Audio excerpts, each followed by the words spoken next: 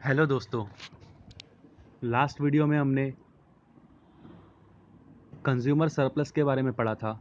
आज इस वीडियो में हम आगे का कॉन्सेप्ट पढ़ते हैं। देखो, हमको इस यूनिट में दो थेरीज पढ़नी थी, जिसमें से हमने ऑलरेडी एक थेरी तो कवर कर दी है, law of diminishing marginal utility. अब हम आज दूसरी थेरी स्टार्ट करने जा रहे हैं, दूसरा लॉ स्टार्ट करने जा रहे हैं, जिसका नाम है इनडिफरेंस कर्व एनालिसिस। ये भी बहुत इंपॉर्टेंट कॉन्सेप्ट है। इसके ऊपर भी एमसीक्यूज बहुत बार पेपर में आए, कम से कम 3-4 एमसीक्यूज तो इसमें से आते ही है। तो आप थोड़ा ध्यान देकर पढ़िए, बहुत आसान है, बहुत सिंपल है, आपको सब कुछ समझेगा, आप सिर्फ ध्यान देके थोड़ा सुनना, ठीक है। अब यहाँ पर भी कुछ कॉन्सेप्ट यूटिलिटी वाले आने वाले हैं, मार्जिनल यूटिलिटी वाले। तो आपका पहले का कॉन्सेप्ट क्लियर होगा तो ये बहुत अच्छे से समझ में आ जाएगा। चलो पढ़ते हैं क्या है इनडिफरेंस का एनालिसिस। देखो, सबसे पहले तो ये कहा गया है, ये ऑर्डिनल यूटिलिटी अप्रोच है। देखो, law of diminishing marginal utility का दूसरा क्या कॉन्सेप्ट है, कौन सा अप्रोच है, वो कार्डिनल है यूटिलिटी अप्रोच। ये ऑर्डिनल यूटिलिटी अप्रोच है। तो एमसीक्यू इसके ऊपर आता है बहुत बार कि ऑर्डिनल यूटिलिटी अप्रोच कौन सा है, आपको सिलेक्ट करना पड़ेगा इनडिफरेंस कर्व एनालिसिस। या बहुत बार क्वेश्चन ऐसा आता है कि law of diminishing marginal utility ये कौन सा अप्रोच है, फिर ऑप्शन में दिए होते हैं कार्डिनल, ऑर्डिनल और एक दो ऑप्शन दिए रहेंगे। तो law of diminishing marginal utility एक कार्डिनल अप्रोच है, यूटिलिटी अप्रोच। कार्डिनल का मतलब होता है कि यूटिलिटी को हम मेजर कर सकते हैं, ऐसा उसने कहा है प्रोफेसर अल्फ्रेड मार्शल ने। उन्होंने क्या एज्यूम किया है कि यूटिलिटी को मेजर कर सकते हैं। इनडिफरेंस कर्व एनालिसिस बोलता है कि यूटिलिटी को हम मेजर नहीं कर सकते, क्योंकि उसको मेजर करना बहुत मुश्किल है, स्पेसिफिकली बताना बहुत मुश्किल है। यूटिलिटी को आप उसको मेजर कर ही नहीं सकते हो, इसीलिए इसका नाम क्या है, ऑर्डिनल यूटिलिटी अप्रोच। तो ये थ्योरी कहती है, ये लॉ कहता है, इंडिफरेंस कर्व एनालिसिस कहता है कि कभी भी कंज्यूमर यूटिलिटी को मेजर करना कर सकता है, ये पॉसिबल नहीं है, वो यूटिलिटी को मेजर नहीं कर पाएगा। हाँ, लेकिन वो ये ऐसा बता पाएगा कि वो कंपेयर कर पाएगा कि किस में यूटिलिटी ज़्यादा मिल रही है, किस में कम मिल रही है। मान लो कंज्यूमर के सामने दो प्रोडक्ट रखे जाए, तो वो ये बता सकता है कि मुझे इसमें ज़्यादा यूटिलिटी मिलेगी, मुझे इसमें ज़्यादा सेटिस्फेक्शन मिलेगा। ये मान लो ऐसा ही है कि हम किसी दुकानदार के पास जाते हैं, वो हमारे पास सामने दो चीज़ें रखता है ऑप्शन में, फिर हम बोलते हैं नहीं ये चीज़ अच्छी है। या फिर कोई दूसरा पर्सन आता है, वो बोलता है ये नहीं ये चीज़ अच्छी है। तो ह्यूमन जो है, कंज्यूमर जो है, ये यूटिलिटी मेजर नहीं कर पाता, लेकिन दो चीज़ों में कंपेयर कर पाता है, प्रेफरेंस दे पाता है, ऑर्डर ऑफ प्रेफरेंस डिसाइड कर सकता है वो, कि फर्स्ट प्रेफरेंस मेरा ये है, सेकंड प्रेफरेंस ये है। तो यूटिलिटी को क्वांटिटेटिवली मेजर करना मॉनेटरी टर्म्स में ये पॉसिबल नहीं है, लेकिन हाँ, उसको कंपेयर करना बहुत आसान है, ऑर्डर ऑफ प्रेफरेंस में उसको सेट करना ये बहुत आसान है। तो ये वही कॉन्सेप्ट कहता है इनडिफरेंस कर्व एनालिसिस, ठीक है। तो ये जो ऑर्डिनल कॉन्सेप्ट है, ये किसके ऊपर बेस्ड है, ऑर्डरिंग ऑफ प्रेफरेंसेस। हम प्रेफरेंस दे सकते हैं कि हमारा फर्स्ट प्रेफरेंस ये है, सेकंड प्रेफरेंस ये है, तो कंपेयर कर सकते हैं हम। लेकिन मैं आपको बोलूँ कि आप पर्टिकुलर कमोडिटी का, पर्टिकुलर कोई इसका, कोई भी चीज़ का आप यूटिलिटी मेजर करके बताओ, तो वो मेजर करना थोड़ा मुश्किल है। हाँ, अल्फ्रेड मार्शल ने ये एज्यूम किया था कि हम मेजर कर सकते हैं, लेकिन ये कॉन्सेप्ट का कहना है कि ये बहुत मुश्किल है। तो कंज्यूमर कंपेयर कर सकता है, प्रेफरेंसेस का ऑर्डर डिसाइड कर सकता है, लेकिन वो यूटिलिटी को मेजर नहीं कर सकता, ठीक है। जैसे हमने वहाँ पे भी एजम्पशंस पढ़े थे, ऐसे ही एजम्पशन हम यहाँ पे भी देखने वाले हैं, ठीक है। तो पहला एजम्पशन क्या है कि कंज्यूमर क्या है, रैशनल है और उसके पास सारी इंफॉर्मेशन है। सेकंड एजम्पशन है कि यूटिलिटी को ordinarily ordinarily expressible, utility is only ordinarily expressible, utility को हम ऑर्डिनली एक्सप्रेस कर सकते हैं। हाँ, यूटिलिटी को कंज्यूमर जो है वो रैंक दे सकता है, अलग अलग कॉम्बिनेशंस को, अलग अलग गुड्स को वो रैंक दे सकता है, फर्स्ट रैंक पे ये है, सेकंड रैंक पे ये है, according to satisfaction they yield. तो कंज्यूमर को जो गुड से ज़्यादा सेटिस्फेक्शन मिलेगा, कंज्यूमर उसको फर्स्ट नंबर पे रखेगा, जिस गुड से उसको कम सेटिस्फेक्शन मिलेगा, उसको वो सेकंड नंबर पे रखेगा। तो ऐसे वो अपना प्रेफरेंस डिसाइड कर सकता है। तो ये जो इंडिफरेंस का एनालिसिस है, ये एज्यूम करता है ये चीज़। थर्ड पॉइंट में कहा है कि कंज्यूमर की जो चॉइस है ये ट्रांजिटिव है। ट्रांजिटिव का मतलब क्या होता है, मान लो कंज्यूमर ने कमोडिटी ए को प्रेफरेंस दिया है देन बी, म्हणजे अगर कंज्यूमर के सामने दो गुड्स रखे ए और बी, तो कंज्यूमर ए को प्रेफर करता है कि ए गुड्स को जो है वो अच्छे है, और कंज्यूमर के सामने अगर मैं बी और सी गुड्स रखूँ तो वो बी को प्रेफर करता है क्योंकि बी अच्छा है सी से, वो ऐसा मानता है। तो ऑब्वियस बात है जब मैं ए और सी ये दो गुड्स उसके सामने रखूँगा तो कंज्यूमर ए को ही चूज़ करेगा क्योंकि ऑलरेडी ए को उसने फर्स्ट प्रायोरिटी दे दी थी। तो ए और बी में से अगर वो ए को चॉइस कर रहा है, बी और सी में से अगर वो बी को चॉइस कर रहा है, तो ऑब्वियस बात है जब मैं ए और सी उसके सामने रखूँगा तो वो किसको चूज़ करेगा? ए को ही चूज़ करेगा।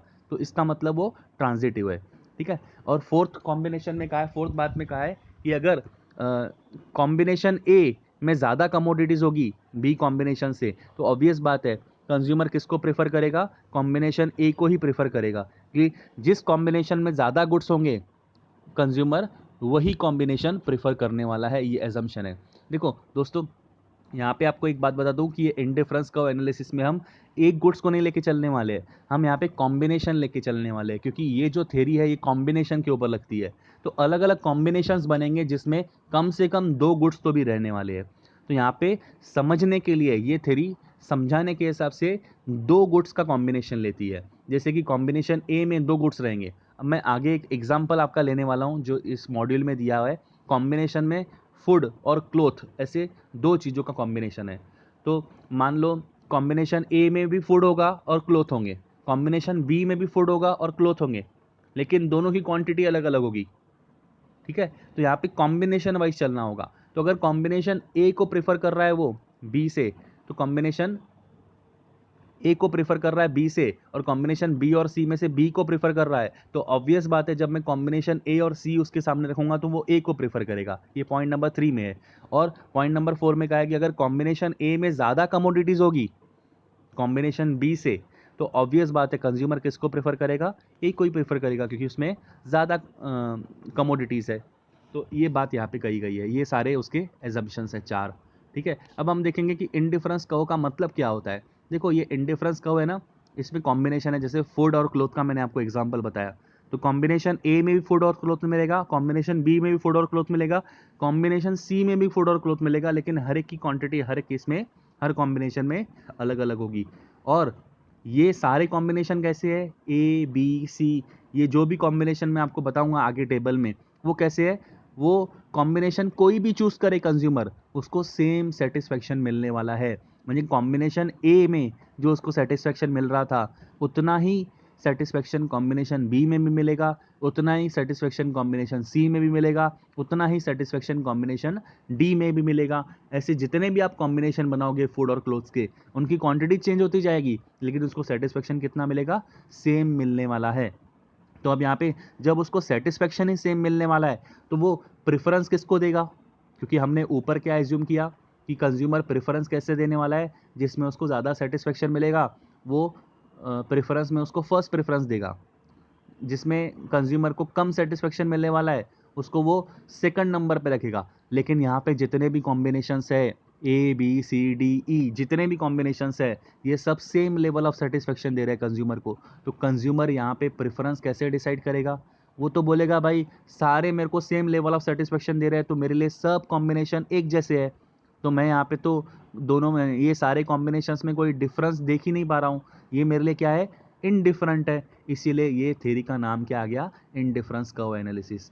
तो ये जो भी कॉम्बिनेशंस है ए बी सी डी ई, ये सब में, ये सारे कॉम्बिनेशंस में कंज्यूमर डिसाइड नहीं कर पाता क्योंकि उसको वो सेम लेवल ऑफ सेटिस्फेक्शन देने वाले हैं। तो ये सारे कॉम्बिनेशंस एक जैसे है तो अलग अलग, लेकिन सेम लेवल ऑफ सेटिस्फेक्शन मिल रहा है, इसलिए कंज्यूमर इसमें क्या है? इनडिफरेंट है। कंज्यूमर को फर्क नहीं पड़ता कॉम्बिनेशन ए दो या बी दो या सी दो, क्योंकि वो चूज, उसके लिए कोई मायने नहीं रखता ए इंपॉर्टेंट है कि बी इंपॉर्टेंट है, क्योंकि सब सेम लेवल के है उसके लिए, क्योंकि उसको सब सेम सेटिस्फेक्शन देने वाले हैं कॉम्बिनेशंस।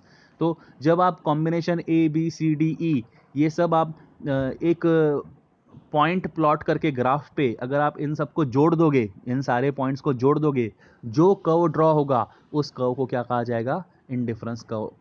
और ये इंडिफरेंस कर्व पे जितने भी पॉइंट्स आएंगे, जितने भी पॉइंट्स ये लाइन के ऊपर, ये कर्व के ऊपर आएंगे, ये सारे पॉइंट्स क्या बताते हैं?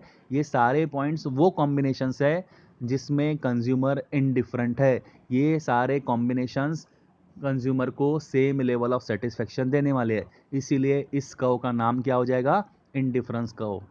ठीक है, तो यहाँ पे वही कहा है, बोल्ड वाले जो ये वर्ड्स है अल्फ़ाबेट से मैं पढ़ रहा हूँ वो, an indifference curve is a curve, ये एक ऐसा कर्व है which represents all those combinations of two goods. देखो टू गुड्स बोला है, देखो कॉम्बिनेशन में टू गुड्स भी हो सकते हैं, थ्री भी हो सकते हैं, फोर भी हो सकते हैं, लेकिन यहाँ पे हमको थ्योरी समझना है, ये लॉ को समझना है, इसलिए हमने थोड़ा आसान करने के लिए यहाँ पे कॉम्बिनेशन कितने गुड्स का लिया है, टू गुड्स का ही लिया है।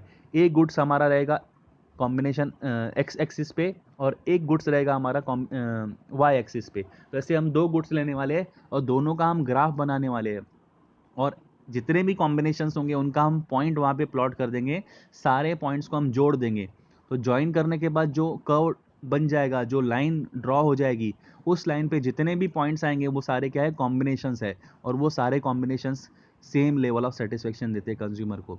तो यहाँ पे वही है, and indifference curve is a curve which represents all those combinations of two goods, देखो यहाँ पे टू गुड्स बोला है, which give same satisfaction, which give same satisfaction to the consumer. Since all the combinations on an indifference curve give equal satisfaction to the consumer is indifferent among them.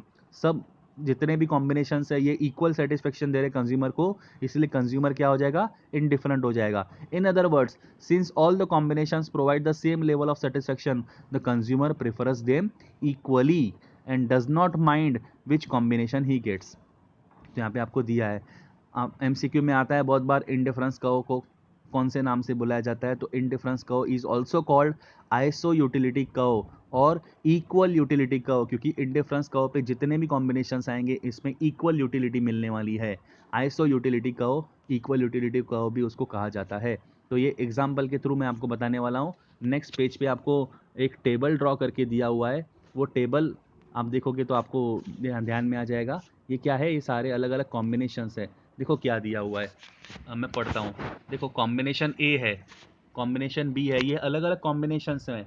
ये सारे combination में कितने goods है, to goods है। Combination ए में भी देखो food और क्लोथ है, कॉम्बिनेशन बी में भी फूड और क्लोथ ही है, कॉम्बिनेशन सी में भी फूड और क्लोथ है, और कॉम्बिनेशन डी में भी फूड और क्लोथ ही है। लेकिन हर एक कॉम्बिनेशन में क्वांटिटी जो है फूड की और क्लोथ की ये बदलती जाएगी। देखो जैसे कि पहले कॉम्बिनेशन में है, ए कॉम्बिनेशन में है, फूड की क्वांटिटी कितनी है 1 और क्लोथ्स की क्वांटिटी कितनी है 12। ठीक है, तो यहाँ पे कॉम्बिनेशन ए में अगर मैं आपको बोलूँ, मान लो आपके सामने, आप कंज्यूमर हो, आपके सामने मैं कॉम्बिनेशन ए रखता हूँ कि आपको एक टाइम का खाना मिलेगा और 12 यूनिट्स आपको क्लोथ्स मिलेंगे, तो आप इसमें आपको सेटिस्फेक्शन कितना मिलेगा, जितना सेटिस्फेक्शन आपको कॉम्बिनेशन ए में मिलने वाला है उतना ही सेटिस्फेक्शन आपको कॉम्बिनेशन बी में मिलने वाला है। कॉम्बिनेशन बी में मैं आपको बोलूँ, आपके सामने एक ऑप्शन रखूँ कि आपको 2 टाइम का खाना मिलेगा और 6 यूनिट्स आपको क्लोथ्स के मिलेंगे, तो आप कौन सा प्रेफर करोगे, आप बोलोगे मेरे को कोई फ़र्क ही नहीं पड़ता क्योंकि मेरे को सेम लेवल ऑफ सेटिस्फेक्शन मिल रहा है दोनों में। ठीक है, तो ये सारे चारों combinations A B C D ये सेम लेवल ऑफ सेटिस्फेक्शन देते हैं। हाँ, लेकिन अगर मैं आपको बोलूँ, आप कंज्यूमर हो, आपके सामने कॉम्बिनेशन ए मैं आपको दे रहा हूँ, मैं आपको बोल रहा हूँ कि आपको एक टाइम का खाना मिलेगा और 12 यूनिट्स आपको क्लोथ्स के मिलेंगे, तो आपको सेटिस्फेक्शन जितना हो रहा है उतना ही अगले कॉम्बिनेशन में भी होगा। अगर मैं आपको बोलूँ, आपका फूड का जो है, आपको एक टाइम का खाना मिल रहा था, आज से मैं आपका खाना 2 टाइम का कर देता हूँ, आपको 2 टाइम का खाना मिलेगा, तो बदले में आपको कुछ सेक्रीफाइस करना पड़ेगा। तो आपने बोला ठीक है, तो आप कितना सेक्रीफाइस कर रहे हो, आपको पहले 12 यूनिट्स क्लोथ्स के मिल रहे थे, अब आपको कितने यूनिट्स मिलेंगे, 6 यूनिट्स ही मिलेंगे, क्योंकि आपको एक टाइम का खाना ज़्यादा मिल रहा है। तो देखो यहाँ पे फूड की क्वांटिटी 1 से बढ़ गई, लेकिन क्लोथ की क्वांटिटी 6 से कम हो गई, सीधा सीधा दिख रहा है आपको। तो ऐसा क्यों हुआ, क्योंकि जब आपको एक टाइम का खाना मिल रहा था, अब मैंने बढ़ा के आपको 2 टाइम का कर दिया, तो आपकी खुशी बहुत ज़्यादा बढ़ गई थी। एक टाइम का खाना अगर मैं बढ़ा दूंगा आपका, आपको सोचो आप दिन में एक टाइम का खाना खा रहे थे और आज से मैं आपको बोलूँ आपको 2 टाइम का खाना मिलेगा, तो कितनी ज़्यादा खुशी होगी। ठीक है, तो खुशी एकदम से बढ़ गई, बहुत बढ़ गई, लेकिन मैंने आपको बोला कुछ सेक्रीफाइस भी करना पड़ेगा, तो खुशी एकदम बहुत बढ़ गई है, तो अब सेक्रीफाइस भी ज़्यादा करना पड़ेगा, इसीलिए आपको क्लोथ्स की क्वांटिटी 6 यूनिट से कम करनी पड़ी। अब आपको मान लो 2 टाइम का खाना मिल रहा है और 6 यूनिट्स आपको क्लोथ्स के मिल रहे हैं, अब मैं आपको बोलूँ कि आज से आपको 3 टाइम खाना मिलेगा, आपको 3 बार खाना मिलेगा, लेकिन आपको सेक्रीफाइस भी करना पड़ेगा। तो आप मुझे एक बात बताओ, जब आपको एक बार खाना मिल रहा था, मैंने आपकी क्वांटिटी बढ़ा के 2 बार कर दी थी, तो आपको कितनी ज़्यादा खुशी हुई थी, आपकी खुशी बहुत ज़्यादा बढ़ गई थी। अब मैं आपका 2 से आपको 2 बार खाना मिल रहा है, आपको मैं बोलूँ अब 3 बार खाना मिलेगा, तो आपकी खुशी बढ़ेगी। लेकिन पहली बार जितनी बड़ी थी ना, उतनी ज़्यादा नहीं बढ़ेगी। आपको खुशी तो होगी, लेकिन पहली बार ज़्यादा खुशी हुई थी, जब आपको बी कॉम्बिनेशन ऑफ़र किया गया था। अब मैं आपको सी कॉम्बिनेशन ऑफ़र करूँगा, जब मैं फूड आपकी क्वांटिटी आपको 2 से 3 करूँगा, तो खुशी तो बढ़ेगी, लेकिन उतनी ज़्यादा बढ़ेगी क्या? नहीं। तो यहाँ पे खुशी ज़्यादा नहीं बढ़ी है, उसको सेम लेवल पे लाने के लिए सैक्रिफाइस करना है। तो सैक्रिफाइस अब पहले जितना नहीं करना होगा, अब पहले से कम करना होगा। पहले बार कितना सैक्रिफाइस किया था? 6 का। क्यों 6 का किया था? क्योंकि खुशी एकदम से बढ़ गई थी, सेटिस्फेक्शन लेवल बहुत बढ़ गया था, इसलिए उसको सेम लेवल पे लाने के लिए सैक्रिफाइस भी ज़्यादा करना पड़ा।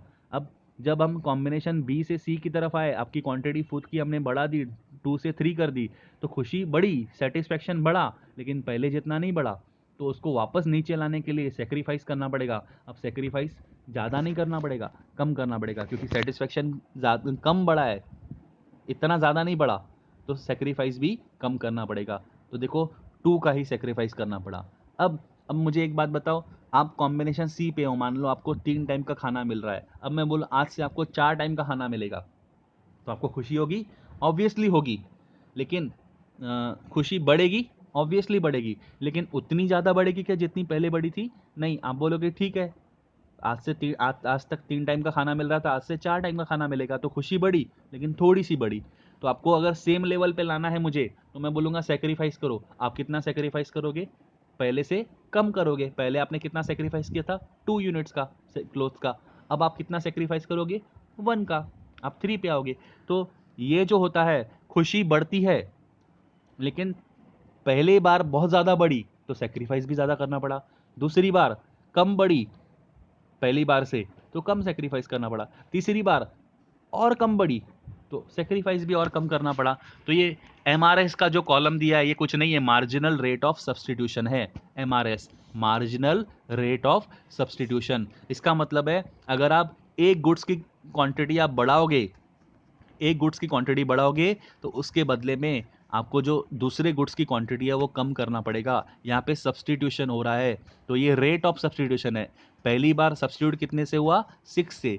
बाद में सब्सटीट्यूशन कितने से हुआ? 2 से। और बाद में कितने से हुआ? 1 से। क्वांटिटी कितनी रिड्यूस की गई, वो उसका आपको बताया गया है, मार्जिनल रेट ऑफ सब्सटीट्यूशन।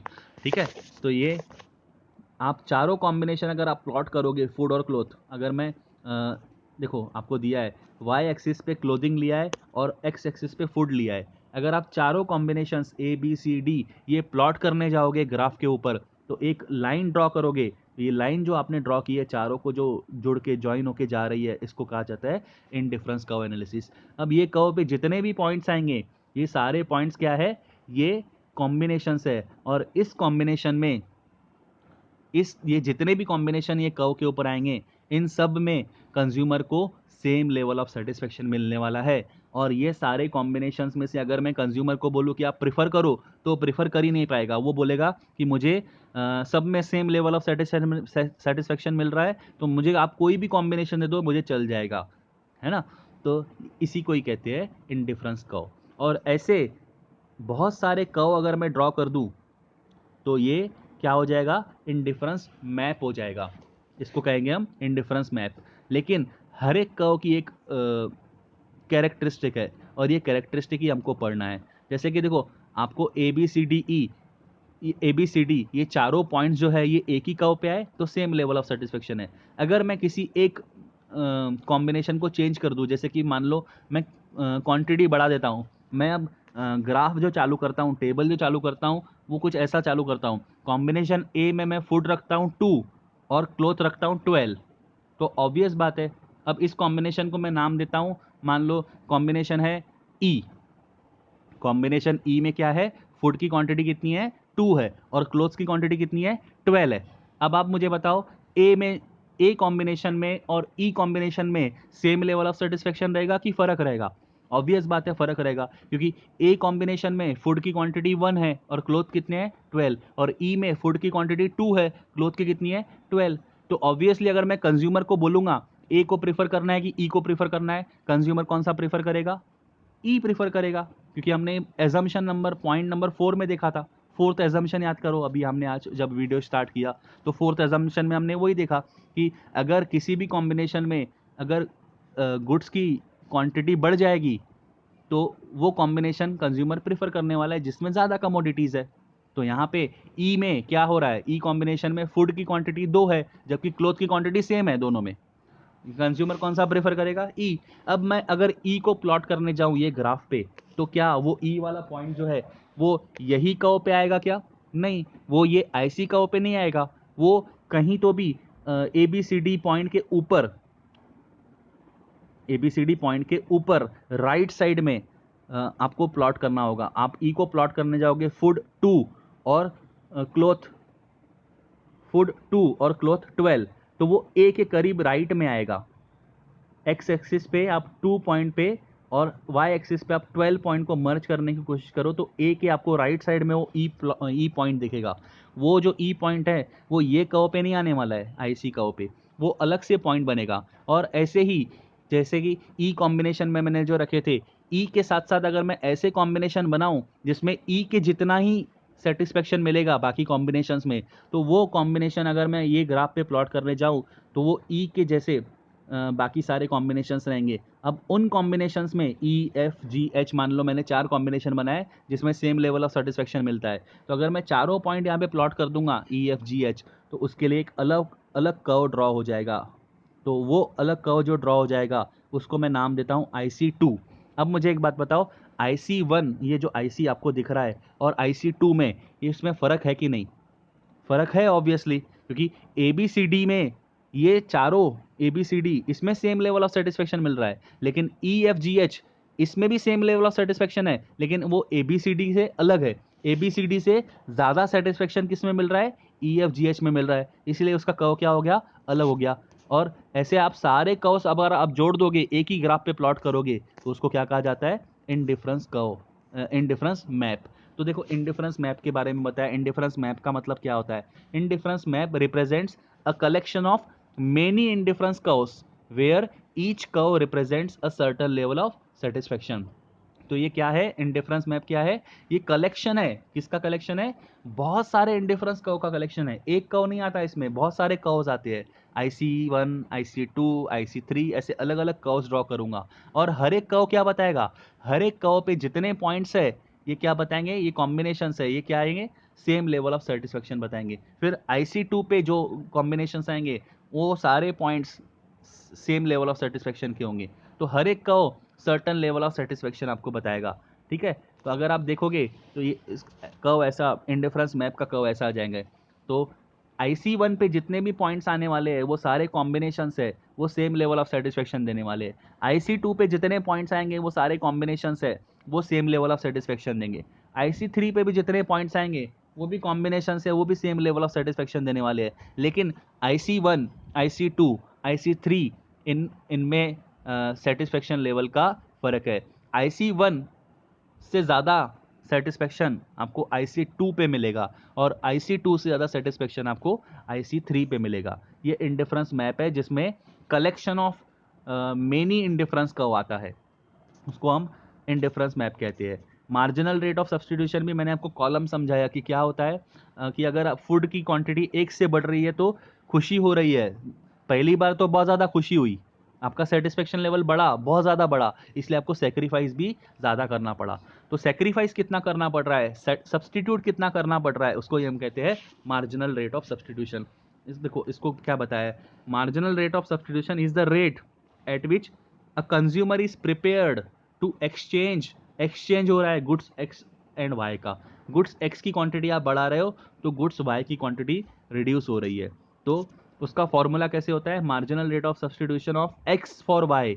देखो लिखते कैसे है, MRS X Y is equals to MU x upon MU y। तो ये रेट है म्हणजे रेशियो है, कौन से इससे होता है। और हमेशा ये कर्व क्या होगा? फॉलिंग होगा, ये गिरते ही जाएगा। गिरते क्यों जाएगा? देखो पहली बार आपने कितना सेक्रीफाइस किया? 6 का। दूसरी बार सेक्रीफाइस करने की बारी है तो कितना किया? 2 का। तीसरी बार सेक्रीफाइस करने की बारी है तो कितना किया आपने? 1 का। तो अगर मैं मार्जिनल रेट ऑफ सब्सटीट्यूशन का कर्व ड्रॉ करूंगा तो वो भी तो डाउनवर्ड स्लोपिंग ही रहेगा। तो MRS ये हमेशा क्या होता है? फॉल होते जाता है। ठीक है, हाँ। तो यहाँ पे भी वही कहा है, इसके दो कारण है क्यों फॉल होता है, दो कारण है। क्योंकि पहला कारण क्या है, तो अगर आपके पास कोई भी चीज़ की क्वांटिटी ज़्यादा होती जाएगी तो उसकी इंटेंसिटी पहले से कम होती जाएगी। जैसे फूड आपको पहले एक ही बार मिल रहा था, अब मैं आपको बोलूँ फूड की क्वांटिटी मैं 2 कर देता हूँ, तो आपकी इंटेंसिटी क्या हो गई, आपकी इंटेंसिटी कम हो गई। इंटेंसिटी, क्योंकि देखो जो चीज़ आपके पास ज़्यादा रहेगी आपको उसको पाने की चाह कम होती है, तो यहाँ पे भी वही है, आपको उसकी इंटेंसिटी कम होती जाएगी। जब मैं फूड की क्वांटिटी 2 से बढ़ाकर 3 कर दूंगा तो सेटिस्फेक्शन लेवल बढ़ेगा, लेकिन उतना इंटेंस जितना पहले इंटेंसिटी थी उतनी इंटेंसिटी नहीं रहेगी बढ़ने की, है ना। तो ये इंटेंसिटी क्या होती है, कम कम होती जाती है, इसलिए होता है। और अगर इम्परफेक्ट सब्स्टिट्यूट्स है, इसीलिए ऐसा हो रहा है, क्योंकि हम परफेक्टली सब्स्टिट्यूट नहीं कर पाएंगे। दो गुड्स है ना, वो एकदम परफेक्टली सब्स्टिट्यूट नहीं होते हैं, वो इम्परफेक्ट सब्स्टिट्यूट होते हैं, इसीलिए ये एमआरएस फॉल होते जाता है। अगर ये परफेक्ट सब्स्टिट्यूट होते ना तो ये एमआरएस फॉल होता ही नहीं, ये वहीं पे रहता। अब मैं आता हूँ आपको इनडिफरेंस कर्व की प्रॉपर्टीज बताता हूँ, कैरेक्टरिस्टिक्स बताता हूँ।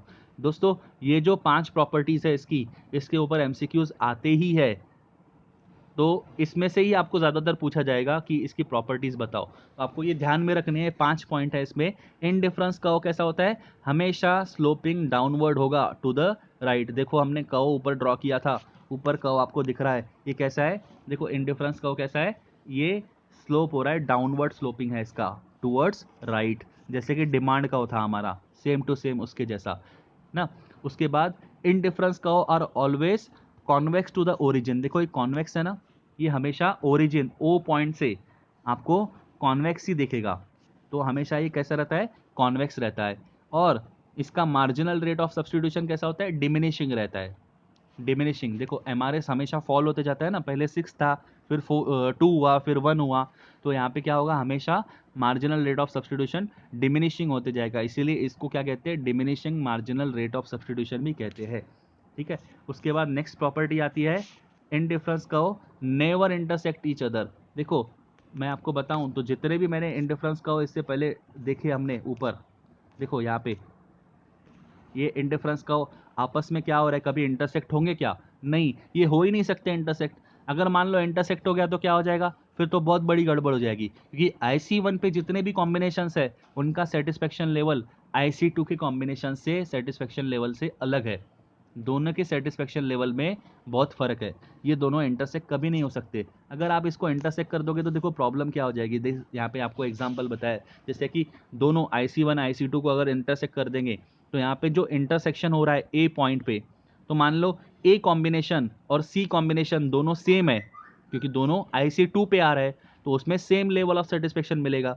तो मान लो ए और बी में कंपेयर करो, तो ए और बी भी IC1 पे आ रहे हैं, तो उस पर भी सेम लेवल ऑफ सेटिस्फेक्शन मिलेगा। इसका मतलब क्या हुआ, ए और सी इक्वल है और ए और बी भी इक्वल है, तो फिर बी और सी अलग अलग क्यों है, बी और सी भी तो इक्वल ही होने चाहिए, जो कि पॉसिबल नहीं है। ए में और सी में अगर सेम लेवल ऑफ सेटिस्फेक्शन मिल रहा है और ए में और बी में सेम लेवल ऑफ सेटिस्फेक्शन मिल रहा है, तो इसका मतलब सी और बी में भी सेम लेवल ऑफ सेटिस्फेक्शन मिलना चाहिए, जो कि इम्पॉसिबल है। इसीलिए ये दोनों कर्व कभी इंटरसेक्ट नहीं करती, ये उसकी तीसरी प्रॉपर्टी है। और क्या प्रॉपर्टी है, आपको बताया है फोर्थ प्रॉपर्टी है कि हाइयर इंडिफरेंस कर्व जो रहेगा वो हमेशा हाइयर लेवल ऑफ सेटिस्फेक्शन देगा लोअर इंडिफरेंस कर्व से। जैसे कि यहाँ पे अगर मैं पिछली डायग्राम पे जाऊँ तो पिछली डायग्राम में IC1 ये लोअर इंडिफरेंस कर्व है, IC2 ये हाइयर इंडिफरेंस कर्व है, तो हाइयर इंडिफरेंस कर्व जो है IC2 ये लोअर इंडिफरेंस कर्व से ज़्यादा सेटिस्फेक्शन देगा।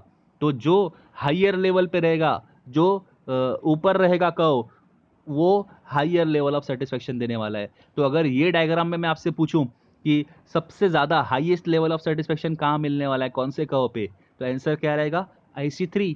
IC3 पे ज़्यादा लेवल ऑफ सेटिस्फेक्शन मिलने वाला है IC1 के कंपैरिजन में और IC2 के कंपैरिजन में। तो हाइयर इंडिफरेंस कर्व रहेगा उसका सेटिस्फेक्शन लेवल भी हाई रहेगा। और फिफ्थ वाला जो बहुत ही इंपॉर्टेंट है, ये इंडिफरेंस कर्व जो होता है ये कोई भी एक्सिस को टच नहीं होगा, ना तो ये एक्स एक्सिस को टच होगा ना तो ये वाई एक्सिस को टच होगा। अब इसका मतलब समझ लो क्या है, अगर मान लो मैं ये कर्व जो है, अगर मैं ये एक्स एक्सिस को टच कर दूं या वाई एक्सिस को टच कर दूं, तो इसका मतलब क्या होता है, अगर ये कर्व जो है एक्स एक्सिस को टच हो जाएगा तो इसका मतलब क्या, कि एक्स की क्वांटिटी तो है उसमें लेकिन y की क्वांटिटी 0 हो जाएगी, ऐसा ही हो जाएगा। अगर ये IC1 का हो, मैं x एक्सिस को टच कर दूं, तो इसका मतलब क्या, उसमें x की क्वांटिटी तो रहने वाली है कॉम्बिनेशन में, लेकिन y की क्वांटिटी नहीं रहने वाली है। ये तो हमारे लॉ को ही कॉन्ट्रडिक्ट हो जाएगा, क्योंकि हम सारे कॉम्बिनेशन कैसे लेने वाले हैं, जिसमें 2 गुड्स तो होने ही वाले हैं, है ना। तो इसीलिए कोई भी एक्सिस को टच नहीं करेगा। मान लो अगर मैं IC1 का ये y एक्सिस को टच कर दूं, तो जो y एक्सिस को टच होने वाला पॉइंट रहेगा, उस कॉम्बिनेशन में क्या होगा, y की क्वांटिटी तो रहेगी, लेकिन x की क्वांटिटी क्या हो जाएगी, 0 हो जाएगी। तो ये कोई भी एक्सिस को टच नहीं करने वाला है, क्योंकि कोई भी एक एक्सिस को टच हो गया ये कर्व, इसका मतलब क्या हो जाएगा, एक गुड्स की क्वांटिटी 0 हो जाएगी। तो एक गुड्स की क्वांटिटी 0 हो जाएगी, तो आपके कॉम्बिनेशन में तो सिर्फ एक ही गुड रहेगा, तो कॉम्बिनेशन तो हुआ ही नहीं वो, क्योंकि कॉम्बिनेशन तो 2 गुड्स का ही होना चाहिए, तो हमने पहले ही एज्यूम किया था। इसीलिए कोई भी IC कर्व जो है ये कोई भी एक्सिस को टच नहीं करने वाला है। तो ये 5 प्रॉपर्टीज़ है जिसके ऊपर क्वेश्चंस बहुत बार आते हैं। देखो आपको डायग्राम में बताया भी है, जैसे फॉर एग्जांपल अगर ये P पॉइंट पे टच हो गया, IC का अगर हम बना रहे हैं और P पॉइंट पे अगर ये टच हो गया y एक्सिस को, तो इसका मतलब क्या, y की क्वांटिटी तो है, लेकिन x की क्वांटिटी कितनी है, 0, जो कि पॉसिबल नहीं है। ठीक है, तो ये 5 प्रॉपर्टीज़ के ऊपर क्वेश्चंस बहुत बार आए हैं। एक बार मैं फिर से रिवाइज करवाता हूँ, 5 प्रॉपर्टीज़ क्या थी। पहली प्रॉपर्टी है, इनडिफरेंस कर्व जो है ये हमेशा sloping downward to the right रहेगा। दूसरी प्रॉपर्टी है, इनडिफरेंस कर्व जो है हमेशा कॉन्वेक्स टू द ओरिजिन होता है। तीसरी प्रॉपर्टी है, इनडिफरेंस कर्व कभी आपस में इंटरसेक्ट नहीं करेगा, क्योंकि यहाँ पे A equal to C, A equal to B हो रहा है, तो C इक्वल टू B भी होना चाहिए, जो कि पॉसिबल नहीं है। ठीक है, उसके बाद फोर्थ, जो हाइयर इंडिफरेंस कर्व रहेगा वो हमेशा हाइयर लेवल ऑफ सेटिस्फेक्शन देगा देन लोअर इंडिफरेंस कर्व। उसके बाद फिफ्थ प्रॉपर्टी है, इंडिफरेंस कर्व कभी भी कोई भी एक्सिस को टच नहीं करेगी। तो यहाँ पे हमारा ये जो इंडिफरेंस कर्व एनालिसिस है, ये वाला लॉ मैं आधे में छोड़ रहा हूँ। इसके बाद इसके आगे का जो कॉन्सेप्ट है वो इसके ऊपर ही डिपेंड है। जैसे कंज्यूमर सरप्लस किसके ऊपर डिपेंड था, कंज्यूमर सरप्लस वो law of diminishing marginal utility के ऊपर डिपेंड था। इसके भी आगे का कॉन्सेप्ट जो है वो इसके ऊपर डिपेंड रहेगा। तो ये वीडियो आप कम से कम 2-3 बार सुन लेना, तो आपके कॉन्सेप्ट जो है एकदम क्लियर हो जाएंगे। और प्लीज़ आप मुझे बताइए आपको वीडियोस कैसे लग रहे हैं, तो मैं उस अकॉर्डिंगली प्रिपेयर करते जाऊँगा। आपकी तरफ से मुझे कोई फीडबैक नहीं मिल रहा है, प्लीज़ प्लीज़ मैं आपको बोल रहा हूँ, आप मुझे बताते जाइए कैसे लग रहा है आपको वीडियोस। इसमें से भी अगर कोई पॉइंट आपको नहीं समझा होगा, तो आप कोई डाउट होगा तो आप मुझे पर्सनली व्हाट्सअप कर सकते हो, आप मुझे कॉल कर सकते हो। आप एकदम बिंदास होकर मुझसे डाउट पूछिए, मैं आपको भरोसा दिलाता हूँ आपका डाउट मैं क्लियर करूँगा। ये इंपॉर्टेंट है, क्योंकि इसके ऊपर MCQs बहुत बार आए हैं पेपर में और आते ही है। ये वाले यूनिट में पूछने लायक क्या है, यही है, प्रॉपर्टीज़ के ऊपर ही आपको ज़्यादा MCQs देखेंगे। ठीक है, ओके, थैंक यू।